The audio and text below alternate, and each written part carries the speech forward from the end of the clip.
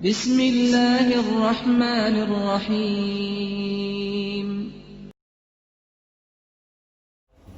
Bismillahirrahmanirrahim. Assalamualaikum warahmatullahi wabarakatuh. Ikhwani fillah rahimakumullah. Kembali lagi bersama saya Ahmad Syakir Maulana dalam channel Syakir TV. Yang mana insya Allah dalam kesempatan ini kita akan kembali mempelajari terkait tahsin Al-Quran. Dan ini adalah tahsin kita yang ketiga kali ya. Oke, setelah surat Al-Fatihah dan surat An-Nas, kita beranjak ke surat selanjutnya yakni surat Al-Falaq. Yang mana ini juga masih dalam juz 30 ya. Oke. Tanpa memperpanjang muqaddimah lagi, langsung saja kita memasuki tahsin dalam surat Al-Falaq tersebut. Oke. Yang pertama tentu saja kita membaca basmalah terlebih dahulu, yang mana ini sudah tidak asing lagi, sudah pernah kita bahas di 2 video sebelumnya. Jadi langsung saja. Bismillahirrahmanirrahim. Oke. Nah, lanjut ke ayat pertama. Surat Al-Falaq yang berbunyi Qul a'udzu birabbil falaq. Oke. Dalam ayat ini yang sangat-sangat harus diperhatikan itu adalah ketika pengucapan huruf qaf yang berharokat dhammah dan kemudian setelahnya diikuti lam sakinah atau lam yang berhuruf sukun, berharokat sukun maksudnya. Oke. Qaf di sini memiliki sifat isti'la, sedangkan lam itu memiliki sifat tawasud atau dia juga memiliki sifat yang berlawanan dengan sifat isti'la atau dia itu sifatnya tipis begitu ya. Jadi ketika kita mengucapkan huruf qaf yang tebal, lam itu tidak boleh terikut tebal. Jadi harus benar-benar kita paskan bagaimana sifat huruf lam tersebut. Jadi ketika kita membacanya menjadi kul.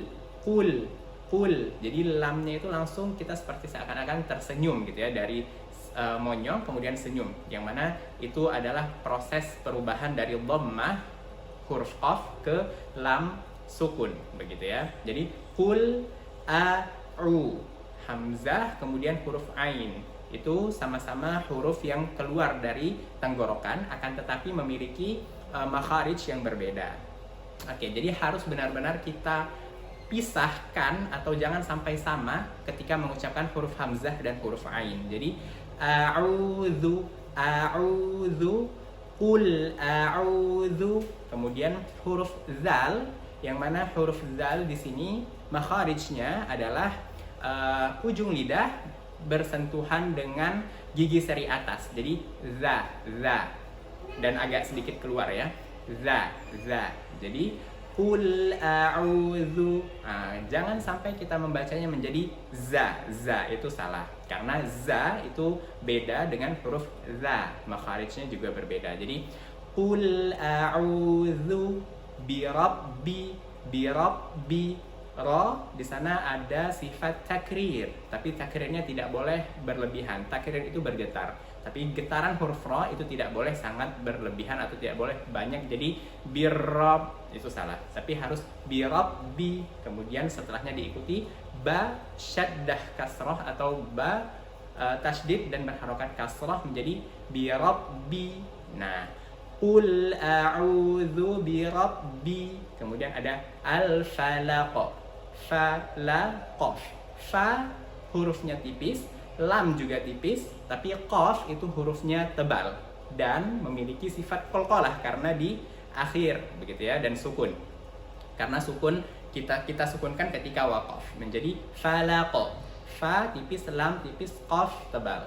Jangan sampai lamnya terikut tebal huruf qaf menjadi falaq, itu salah. Jadi qul a'udzu birabbil falaq. Kemudian setelah kita selesai membahas terkait ayat pertama, kita lanjut ke ayat selanjutnya, yakni ayat kedua yang berbunyi min syarri ma khalaq. Oke. Min syarri ma khalaq. Oke. Jadi di ayat ini yang harus kita pertama perhatikan adalah huruf ikhfa ketika nun sukun, kemudian setelahnya diikuti sya, huruf shin ya. Huruf shin itu memiliki sifat tafashishi, sehingga harus benar-benar kita jelaskan seperti kayak ada sh-nya begitu. Jadi min sya. Nah, kemudian di sini ada huruf ikhfa yang mana itu harus didengungkan begitu ya. Tapi posisi lidah ketika kita mengucapkan huruf nun sukun bertemu dengan sya itu mengambang gitu ya. Jadi seakan-akan dia berada di tengah-tengah antara langit-langit atas sama bagian bawah mulut. Jadi seperti di antara keduanya. Jadi ngambang di tengah begitu ya. Min syarri. Nah, kemudian di sini ada ro syaddah kasroh. Nah, ro yang berharokat kasroh harus benar-benar kita pahami bahwa dia memiliki sifat tarkik dan juga memiliki takrir dan tartik. Jadi ada getarannya juga, tapi getarannya itu harus tartik. Tartik itu tipis. Nah, nanti kita akan mempelajari dalam pembahasan tajwid bagaimana mengetahui ketika ro tersebut tebal, bagaimana ro tersebut tipis. Tapi kata kuncinya di sini, apabila ro berharokat kasroh, maka dia harus tipis.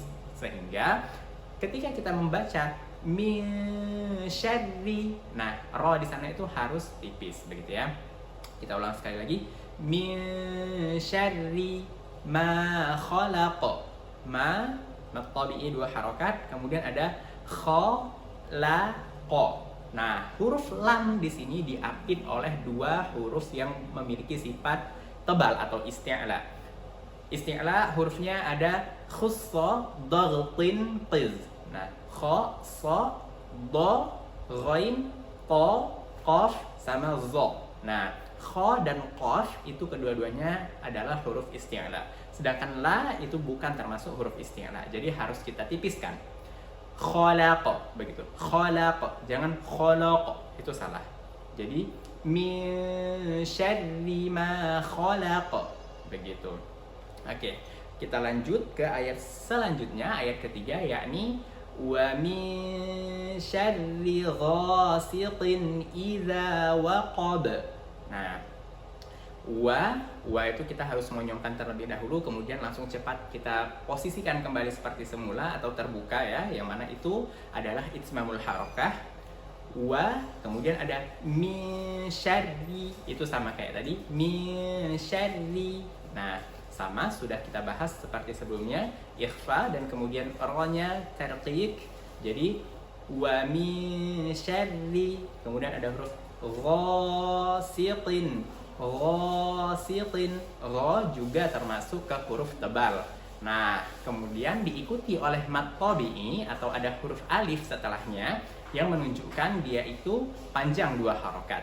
Nah, di sini itu alif mengikuti tebalnya huruf gha. Jadi huruf alif ini ketika sebelumnya ada huruf-huruf isti'la, maka dia mengikut tebal gitu ya. Dia ikut tebal. Jadi mat tabi'i mengikuti huruf sebelumnya. Jadi kalau seandainya huruf sebelumnya itu bukan termasuk huruf isti'la, maka bunyinya itu bukan seperti gha. Kalau gha dan kha atau semua yang huruf isti'la, maka alif menjadi seakan-akan dia hurufnya o yang panjang.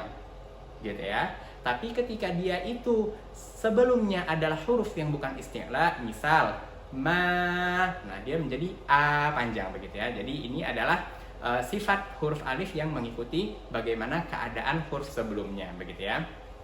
Ghasiqin. Nah, tin i ketemu huruf i, tanwin bil kasr ketemu sama hamzah, yang mana ini sudah pernah kita bahas di hukum tajwid termasuk ke dalam izhar. Jadi harus kita jelaskan ghasiqin iza, za sudah seperti kita jelaskan tadi bahwa dia itu hurufnya keluar dari ujung lidah bertemu gigi seri atas. Iza wa min syarri ghasiqin iza waqab.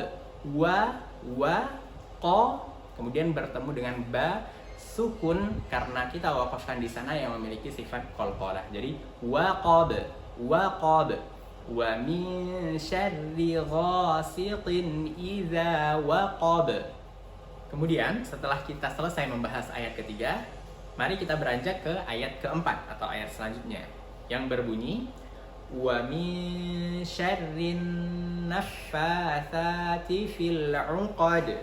Nah, di ayat ini kita menemukan kembali wa min syarri. Maka di situ harus benar-benar kita jelaskan bahwa dia memiliki sifat ikhfa. Di sana nun sukun bertemu shin itu memiliki hukum ikhfa. Nanti akan kita bahas. Wa min syarri. Ra-nya juga tarqiq seperti sudah kita bahas tadi. Kemudian di sini diikuti oleh an-naffatsati. An-naffatsati. Tapi A-nya tidak kita baca karena dia langsung masuk ke huruf nun. Jadi alif di sana kita anggap tidak ada.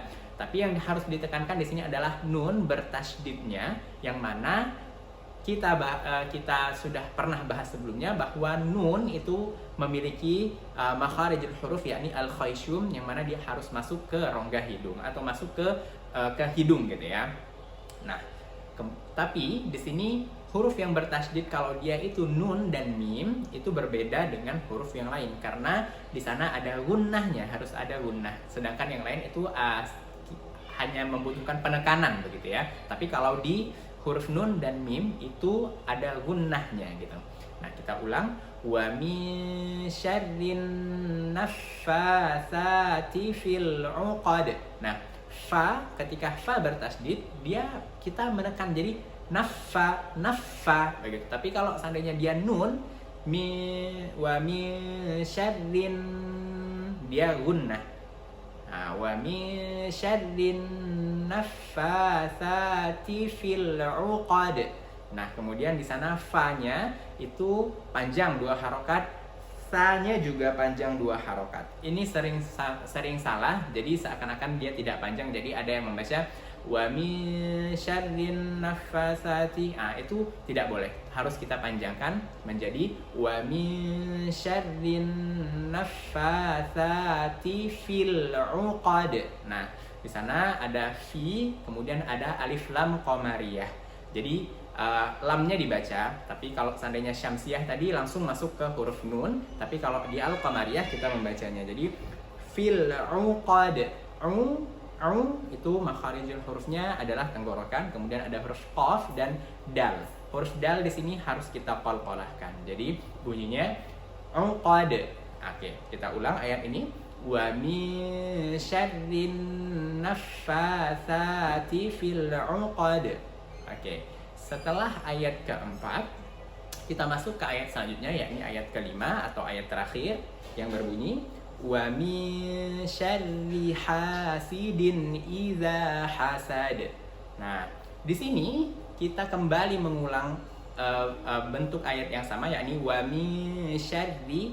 Jadi untuk kalimat wa min syarri itu diulang sebanyak 4 kali dalam surat ini, sehingga insya Allah tidak usah kita bahas lebih dalam lagi karena sudah sering kita bahas di dalam ayat ini. Langsung saja ke huruf H. H itu juga termasuk huruf yang keluar dari tenggorokan. Hasidin. Nah, itu ada hukum izhar, kemudian setelahnya diikuti oleh huruf hamzah atau huruf alif. Hasidin idza hasad. Za itu makharijnya sudah kita bahas, kemudian ada hasad. Semua hurufnya di situ tipis dan dal qalqalah. Jadi wa min syarri hasidin idza hasad. Oke, alhamdulillah sudah kita bahas semuanya per ayat. Sekarang ayo kita sama-sama mengulangnya secara keseluruhan ya. Oke. Bismillahirrahmanirrahim. Qul a'udzu birabbil falaq min syarri ma khalaq wa min syarri ghasiqin idza waqab wa min syarrin naffatsati fil 'uqad wa min syarri hasidin idza hasad. Oke, alhamdulillah kita sudah selesai membahas terkait surat Al-Falaq. Insyaallah di pertemuan selanjutnya kita akan membahas terkait hukum tajwid. Oke, apabila ada pertanyaan bisa di DM di Instagram saya ya. Oke, assalamualaikum.